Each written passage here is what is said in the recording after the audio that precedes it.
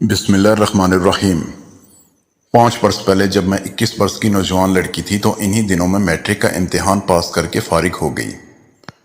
اوپر سے گرمیوں کی چھٹیاں ہو گئیں تو میں نے امی سے کہا کہ میں خالہ نورین کے پاس کچھ دنوں کے لیے جانا چاہتی ہوں۔ میری ایک ہی خالہ ہے جو کہ بہاولپور کے ایک گاؤں میں رہتی ہیں۔ ان کی شادی چند سال پہلے اس وقت ہوئی تھی جب میں پیدا ہوئی تھی۔ اب تو خالہ کا 16 سال کا ایک بیٹا بھی تھا۔ خیر کچھ دیر کی ضد کے بعد امی نے مجھے خالہ کے ہاں جانے کی اجازت دے دی اور بھائی مجھے خالہ کے ہاں چھوڑنے گیا، جو کہ اسی دن ہی مجھے وہاں چھوڑ واپس لوٹ آیا۔ میری خالہ مجھے اپنے گھر دیکھ کر بہت خوش ہوئیں۔ اس نے صاف کہہ دیا کہ اتنے عرصے بعد آئی ہو تو اب 1 مہینے سے پہلے واپس جانے نہیں دوں گی، بس آرام سے یہاں رہو۔ مجھے پہلی نظر میں خالہ کا بیٹا بہت پسند آیا، جو کہ بہت خوبصورت تھا، لیکن عمر میں مجھ سے بہت چھوٹا تھا۔ لیکن خالو میرا بہت ہی عجیب قسم کا شخص تھا۔ اس کو دیکھ کر خوف آتا تھا۔ کسی وقت تو میں اس کو دیکھ کر ڈر سی جاتی تھی۔ نہ جانے خالہ جو کہ اتنی حسین تھی، پتہ نہیں اس کے دام میں کیسے پھنس گئی تھی اور اس سے شادی کر بیٹھی۔ میری امی نے مجھے بتا رکھا تھا کہ آپ کے خالو نے گاؤں میں کچھ ایسے کام کر رکھے ہیں کہ انہیں خاندان کی خواتین منہ بھی نہیں لگاتی ان کے کرتوتوں کی وجہ سے۔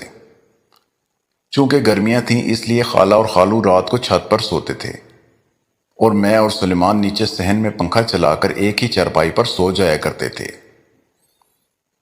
سلمان میرے ساتھ کافی مانوس ہو گیا تھا۔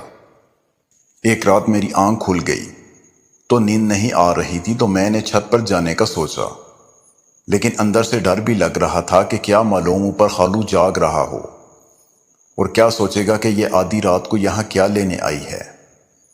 میں آپ کو پہلے ہی بتا چکی ہوں کہ مجھے خالو کی شخصیت عجیب اور اسرار سی لگتی تھی۔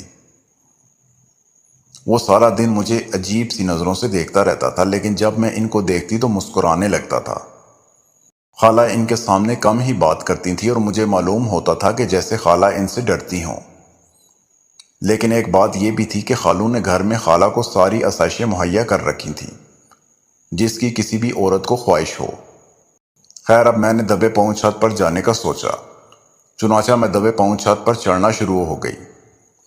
ایک ایک سیڑھی پر بنا آواز پیدا کیے قدم رکھتی ہوئی میں چھت کے بالکل پاس پہنچ گئی۔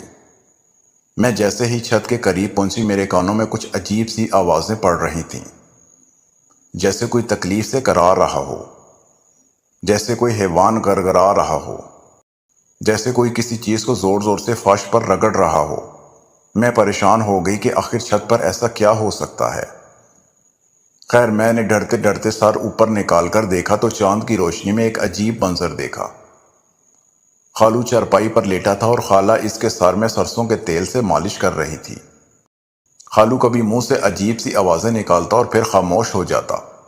میں یہ سب دیکھ کر بہت حیران ہوئی۔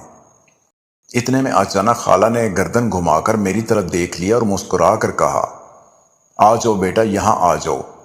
میں خالہ کو اپنی طرف پا کر ڈر گئی اور جلدی سے نیچے اتر کر چارپائی پر جا کر لیٹ گئی۔ میں سوچ میں تھی کہ یہ کیا ماجرا ہے۔ انہی سوچوں میں گم تھی کہ میں سو گئی اور جب صبح آنکھ کھلی تو خالہ کچن میں کام کر رہی تھیں اور خالو گھر پر نہیں تھے۔ میں منہ ہاتھ دھو کر ان کے پاس چلی آئی۔ وہ میرے لیے ناشتہ تیار کرنے لگیں تو اچانک میرے ذہن میں رات والا منظر آ گیا۔ میں جھٹ سے ان سے سوال کر ڈالا۔ اس سے پہلے کہ میں کچھ بولتی خالہ مجھے بتانے لگیں کہ ان کے سر میں عجیب سا درد اٹھتا ہے، تو اسی وجہ سے میں ان کے سر میں تیل ڈال کر مساج کر دیتی ہوں۔ یہ سن کر مجھے انسان کے کرتوتوں اور پھر بے بسی پر رونا آ گیا۔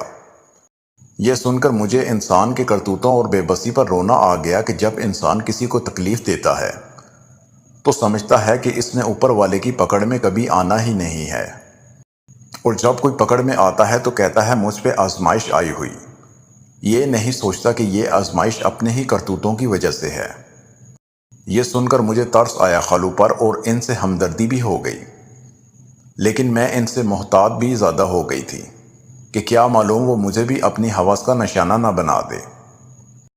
پھر کچھ دن بڑی مشکل سے ڈر کر گزار کر واپس اپنے گھر آ گئی اور سکھ کا سانس لیا کہ شکر ہے میں تو ہوس کا نشانہ نہیں بنی۔